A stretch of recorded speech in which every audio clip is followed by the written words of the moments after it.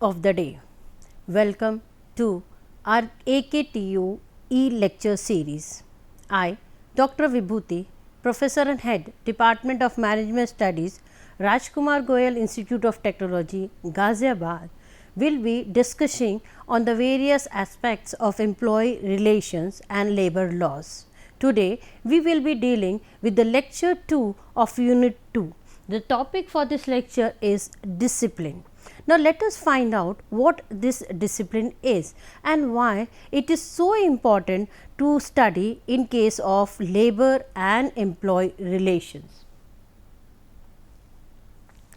Now, what is discipline? However, the word discipline has been described differently in different aspects. That means, the area where it is. That means, if we are talking of school, the discipline will be described among the students and the teacher. At the same time, when this term it comes in organization, it is between employer and employee. Let us see how do we define definition. According to Richard D. Callahan, this discipline is the force that prompts individuals or groups to observe rules, regulations, standards and procedures desired and necessary for an organization. Now, let us describe this definition. This definition says that it is necessary for the individuals who are there in the organization to find out what are the rules, regulations, standards, procedures which are required in the organization. That means, there have to be certain do's and don'ts in the organization, what an employee is supposed to do and what he is not supposed to do, so that the entire community of the organization or an industry works in the similar manner. So, according to Megginson, discipline involves the following three things. Now, what are these things? These are self-discipline, orderly behavior and punishment.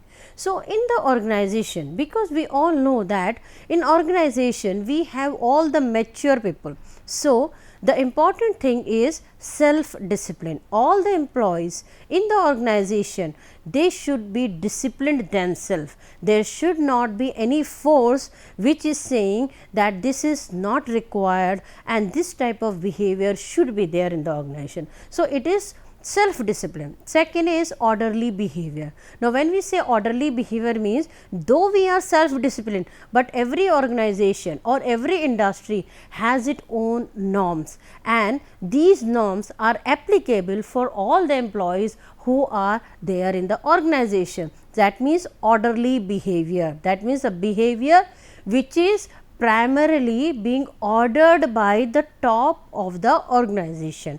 Now, when we say top, it can be management, it can be your superior, it can be your colleague, or it can be anyone who is your team leader. Now, the next area which is covered in discipline is punishment. Now, when we use this term punishment, this is the last area of discipline. Last, why do we say last? Because this area takes place, or this aspect of discipline, it occurs only when the person is not ready to do the thing as per the requirement of the organization. So, at the end, a coercion or a force has to be used so that a person works as per the norms of the organization.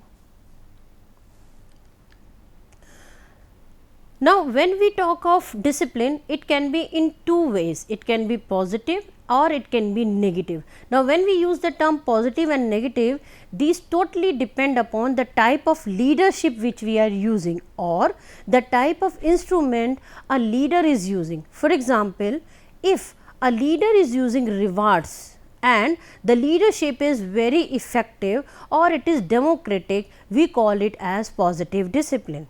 For take an example, I require my employees to work. So, what I can do is, if you will work properly, you will get reward in return of it, right. At the same time, we can use negative discipline where we are using warnings, we are using penalties and we are using other forms of punishment which are negative in their aspect. Now, we can take the example that if we want our employees to work, we can use two things. One, if you are working, you will get the reward, and the second is if you are not working, you will get a punishment or your salary will be cut. So, that means what we are doing is, in the same thing we are using two things. One, if you will do it and if you will not do it. So, on the basis of being done and on the basis of not being done, we use positive and negative term to this discipline. Then we have a very important term which is known as misconduct. So, discipline is a very minute term, but misconduct is a bigger term. Now, this misconduct is related to the act of an employee. Now, let us see what is this misconduct. Basically, it is an act or omission on the part of an employee which is a breach of any duty. Now, the term breach of duty means that a duty or a work has been given to us, but we are not ready to do that thing. Obligation or assignment arising under or flowing from any law or contract of employment or service rules or standing orders, settlements or awards or improper conduct or wrongful behavior is a misconduct. So, there are many things which are being included in it. Now, when I say many things, let us start from the first thing. First thing is breach of any duty, obligation or assignment. That means what is happening? If some work has been given to me, but I am not ready to do that work, that means I either say no or I am lingering that work. That means what I am doing is I will do tomorrow or I will do day after tomorrow. So, what I am doing is I am breaching. So, in case I am breaching my duty or obligation or assignment which is given to me, I am creating an atmosphere of misconduct. Then contract of employment, standing orders, settlement, awards or improper conduct. So, what I am doing is I am not working according to the standing orders, I am not working according to the procedures and the policies of the organization, I am not working as per the requirement. So, my conduct is not proper, it is away, or we can call it an odd man out. So, all the people who are there in the organization, they are working in one manner and I am working in other manner. So, if I am working in other manner which is not acceptable to the organization, we call it as misconduct. Now, what are the different types of misconduct? These misconducts can be minor or they can be major. Now, let us see what are minor misconducts. Minor misconduct is late coming. So, I may be late to the organization, but again if I am showing such type of behavior on regular basis, this type of misconduct will become a major misconduct. But if I am late for 1 day or 2 days and I have a valid reason for it, for this late coming, we call it as minor misconduct. Then absence from duty without leaves for a period of less than 6 days. So, again this can be a norm of the organization, it can be 6 days, it can be 10 days, it can be 2 days, it can be 1 day. So, there are many organizations who say that if you are absent from your duty without informing us and in case you do not have a leave, you are leave without pay, we call it as a misconduct. So, misconduct when you do not inform the organization. Loitering, gossiping in department during working hours. This is a very common thing. However, this is a very minor misconduct which is easily being taken care by the team leader or by the head of the department. So, it can be there that whenever there is a working time, so instead of working for the organization, what you are doing is you are gossiping, you are creating politics in the organization, or instead of doing a work you are talking to each other. But this is not a very major misconduct. If it comes to the notice of the head of the department or to your superior, he can knock you and he can ask you to stop doing it. Then failure to wear tight clothes, specified uniform. So, when I say failure to wear, so what we are doing is that these for example, the clothes which are required or the uniform which is required, you may not be wearing that uniform, it is a minor misconduct. Then negligence of duties or neglect of work. Duties are being given to you, but you are neglecting them because you might be doing these duties tomorrow. So, if you are doing these duties tomorrow, it can be a minor misconduct, but if you are continuously doing this type of misconduct, it becomes a major misconduct, and such type of misconduct may lead to indiscipline in the organization. Then let us see what are major misconducts. Willful insubordination or disobedience of any lawful or reasonable order of a superior. So, intentionally if something is being done in the organization, take for example, your superior, you do not like your superior, you and your superior do not have good relations, right. So, in that case, if your superior is giving any order to you, you may not accept it and you may not obey it. So, if you are willfully or you are intentionally disobeying your superior, then in that case we call it as major misconduct. Going on legal strike or abetting inciting instigation. So, legal strike means there is a situation where you can go for bargaining, or there is a situation where you can sit together and discuss, but still legally you are going on strike, and we all know that strike is never good for, it is neither good for the employer nor it is good for the employee. So, in this case both the parties, they are always as loss. So, if this is the condition, we call it as major misconduct. Then willful slowing down in performance in work or instigation, then theft, fraud or dishonesty in connection with the employer's business or property. So, if you have stolen something or you have created anything or you have done any misbehave in the form of money laundering and all those things, if that is being done, we call it as major, because whenever financial issues are attached or whenever money is attached with anything, in that case it is always a major misconduct. Taking or giving bribes.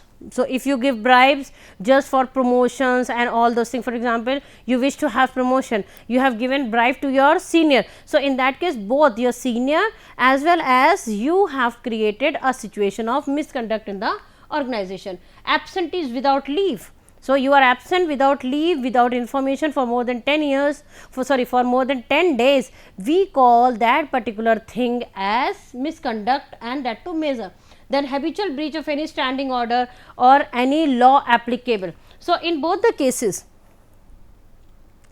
so if you are breaching of any standing order, that means what is standing order? Standing order is anything which is written at the time of employment. So, if you are breaching, you are not obeying whatever is written in the standing order, in that case also you are creating a situation of major misconduct.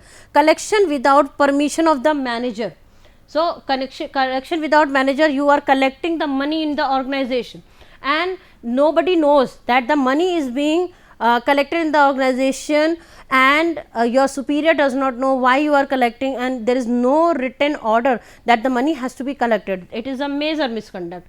Then engaging in trade within the premises, that means you are working in the organization, for example, you are working in some FMCG, and at the same time you have started your own distributorship also, or you are working in a manufacturing organization, and at the same time what you have done is you are trying to supply the raw material, and you have started this particular thing on the name of your wife or on the name of your son or on the name of your brother.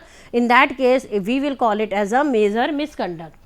Drunkenness, riotous, disorderly or indecent behavior on the premises of the establishment. So, all these things, they are included in major misconduct. So, it should be, but we should be very much clear ki what is minor and what is major, because between major and minor there is a very small line. We have taken the example that late coming is a minor misconduct, but if this late coming continues for a longer period of time, that means you are always a late comer, then this word always will automatically convert it into major misconduct. So, do not let, if you do not wish to work in the organization, do not work, but if you wish to work, we should avoid such type of major and minor misconduct, and we should be very much clear that what is going to be against us. Then how does this disciplinary action takes place? What is this? Now when we say disciplinary action, now this we have created, or there is a indiscipline in the organization, this discipline has to be, indiscipline has to be converted into disciplined form. If you are not taking any action from the employer's point of view, if you are not taking any action, the same type of indiscipline will be created in the organization. We can have the very good example of this COVID-19. As we all know that there was a proper lockdown. Now at the time of lockdown, nobody was allowed to move here and there, but as soon as this lockdown opened, and we call it lockdown 1, 2, 3, 4, 5, but it hardly matters whether it is 1, 2, 3, 4, 5, but everyone is there on the roads because there is no disciplinary action. So if we don't have any disciplinary action, it will automatically lead to what? It will automatically lead to indiscipline on the part of each and everyone who is there, right? So we have to, so as soon as one employee creates indiscipline, we should take the disciplinary action. Now what is this? As soon as we identify that there is an indiscipline and one employee has taken indiscipline, what we should do is, we should automatically issue a charge sheet. We should automatically issue a charge sheet against him, telling him what indiscipline that person has done. So this is a charge sheet. What is charge sheet? Charge sheet is a document which help us in finding out what misconduct or what indiscipline has been taken place in the organization. Then consideration of explanation. See, we all believe we live in a democratic country, so everyone has a right to explain why it has done or why it has happened. So everyone who has, or anyone who has created indiscipline in the organization should be allowed to explain why this indiscipline has taken place in the organization. Next, now depending upon the type of indiscipline being created in the organization or being done by an employee, there should be suspension or inquiry. Anything you can do, or both the things can be done. You can suspend a person and you can arrange an inquiry against him. Next, holding of an inquiry. It should be very much clear that who in the organization is responsible for holding the inquiry, who will be doing it, who will be the part of it. For example, your immediate boss, that means your head of the department will be there, HR manager will be there, and totally depending upon the decision or the system of the organization, it will be identified as who is going to hold the inquiry. Next, finally, when the inquiry is finished, the order for punishment should be given. So who is going to be punished? That is very much clear. The person who is created indiscipline in the organization will be punished, but what type of punishment will be given, why it has been given, what is the intensity of the punishment, all these things has to be very much clear when the person is being punished and inquiry is being held. Now what are the different types of punishments? Now when we talk of different types of punishments, then we have to see, the first thing is oral punishment. Oral punishment means, the type of punishment means what punishment I as an employer or head of the department or the superior or the team leader is supposed to give totally depends upon the intensity of the punishment. It depends upon the intensity of the indiscipline being conducted. So if the intensity of indiscipline is very high, the punishment has to be severe. If the intensity of indiscipline is not very high, then we can give the oral punishments, or we can give oral warning to them. So the first is oral warning. So for example, if an employee is not keeping his tools in his toolbox properly, in that case there is no need to give him written warning, or there is no need to retrench him, suspend him. It's only an oral warning will work. You can tell the person that kindly keep all the tools in the toolbox properly. Next is written warning. Now written warning is normally given when a person is not listening to your oral warning. So if he is not listening to your oral warning, then you will go for written warning. Disciplinary example of written warning, we have memos. Memos means, for example, employee is coming late and you have warned him, please do not come late, you have to be on time, but still he is coming late. So, in that case you will have to issue a memo, and this memo will be your written warning. Next, disciplinary layoffs and suspension. It totally, we all know what is layoff. Layoff is a temporary removal of employee from the organization. So, you are removing the employee from the organization because of certain reasons. So, we will not be discussing all these things here, but layoff is a temporary removal of employee. Similarly, suspension depends upon the intensity of indiscipline.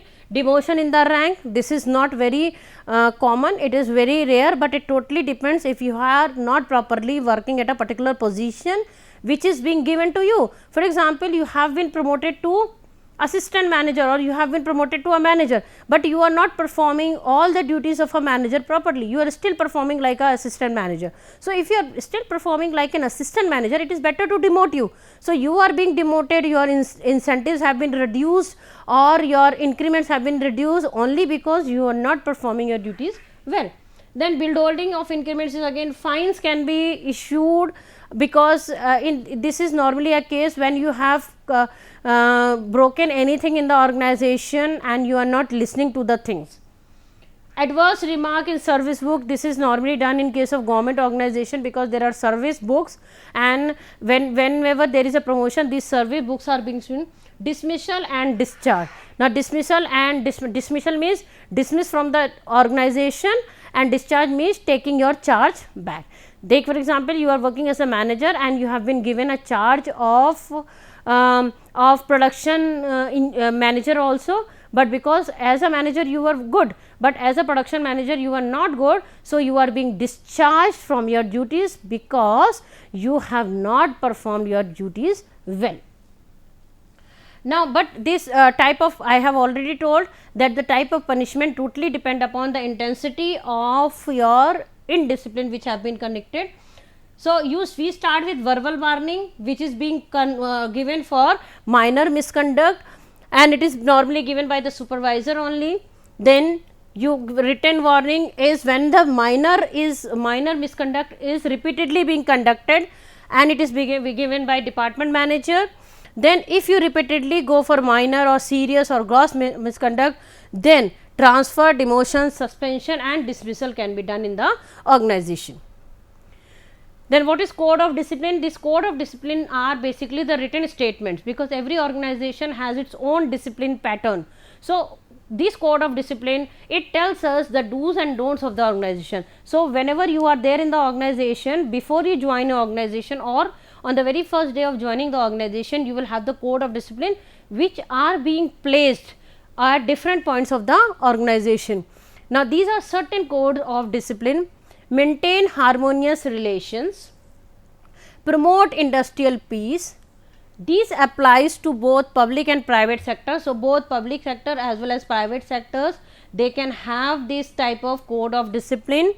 Specifies various obligations for the management. So, what this code of conduct is doing? The first thing they are doing is that they help in maintaining the harmonious relations between employer and employee. Then the second thing is, because if there will be harmonious relation, if there are cordial relation between both the parties of the organization, there will be peace in the industry. Then the both employer, that means the management, and the worker, they should obey these things, they should obey this code of discipline, and its objective is to promote cooperation. So, there should be cooperation, because these management and the employee, these are two pillars of any organization, and if these pillars they do not work properly, the organization cannot work. Maintain peace and order in industry. See, these are the reasons, these are the objectives: to promote constructive criticism at all levels of management and employment. Avoid work stoppage. See, work stoppage takes place normally when? The work stoppage takes place in the organization only when the employer or the management and the employee, they do not get interacted with each other, they do not interact with each other. It secures the settlement of disputes and grievances. So, whenever there are disputes and grievances in the organization, This is because when both the parties or either of the party do not maintain the code of discipline. So, they do not know what has to be done and what has not to be done. So, it has to be very much clear as to what has to be done and what not has to be done, and it is specified in the code of discipline.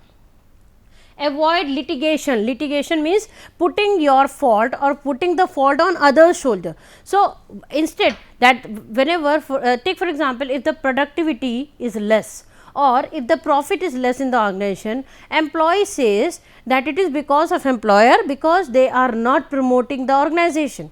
But at the same time, if you ask the management, what management will say? They will say that the production is not proper or the quality of product is not properly maintained by the employees, therefore, this is the reason why profit is not going. So, instead of putting the faults on each other's shoulders, it is better that we should try to resolve the problems there and then only, and they can be resolved only when we are very much clear as to what has to be done by us. Next, facilitate a free growth of trade unions. So, it is very easy that trade unions should interfere, because when trade unions are interfering, then only they can let the employees work in the organization properly. So, whatever grievances or whatever problems are there with the employees, at the time the trade unions, they can help the employees in lowering down or reducing those problems. Eliminating all forms of coercion. So, coercion means a threat. So, instead of giving the negative punishment, which we have already discussed, so instead of going for negative punishment, it is better that we should use reward, so that there is always a positive motivation among the employees. So, whenever positive motivation is there in the organization, the employees, they can work properly. But if you are every time you are making them coerce or you are making them fear that your job will be gone, then in that case discipline cannot be maintained properly. So, indiscipline, if is there in the organization, it is necessary for us to find out as an employer, it is necessary for an employer to find out why it is happening, and then only the things has to be taken. So, this code of discipline helps us in or helps an organization to find out what warnings can be used, what coercion can be used, what violation of rules can be used, all these things can be done in the organization. Next is a domestic inquiry. Domestic inquiry is an internal hearing. Domestic means internal, that means an inquiry is led on by the organization itself, by the members of the organization or maybe by the members of the department, and in this inquiry employee is able to tell why this particular misconduct or indiscipline has taken place. These are the different principles of domestic inquiry. There should be a rule of natural justice. Now, when we say rule of natural justice, it means that everyone has a right to speak. Then that the delinquent is entitled to just hearing and call of his own evidence, cross examine any witness called by the prosecution, where rules are laid down. So, it is better that we should have the domestic inquiry inside the organization. This is the procedure for domestic inquiry. We should have the charge sheet, then the person should be suspended, and then there should be explanation, there should be notice of inquiry, fact findings, decision service, we have already discussed in discipline procedure. Then there is a red hot stove rule, which really says, it was given by Douglas McGregor, which normally says that when we touch the hot stove, we burn our hand and everyone's hand is being burned. We have a warning. The discipline should be consistent, means we burn our hand today, we will have the same type of burning, tomorrow also we will have the same type of burning, and discipline was impersonal, that means that everyone will be having the same type of inquiry. So, there should be immediate investigation in case of domestic inquiry. Previous warning should also be taken, it should be consistent, that means it should be administered properly, and disciplinary action must be impersonal, that means you should use the same disciplinary action with each and every person of the organization. It should be consistent, that means you should have the same disciplinary actions in the organization. So, this is what is known as domestic inquiry. Domestic inquiry is very common, or it is very similar, or red hot stove is very similar as a person gets a burn in his hand. So, whatever indiscipline is there in the organization, it should be treated like a red hot stove rule only. So, we should not wait or we should not give time for the investigation. As soon as a misconduct or indiscipline has taken place in the organization, an immediate investigation should be there. There should be previous warning, as we have already told that previous warning should be there, and consistency and impersonal. So, this is related with domestic inquiry, indiscipline, discipline, misconduct, and then we have a red hot stove rule. So, thank you very much.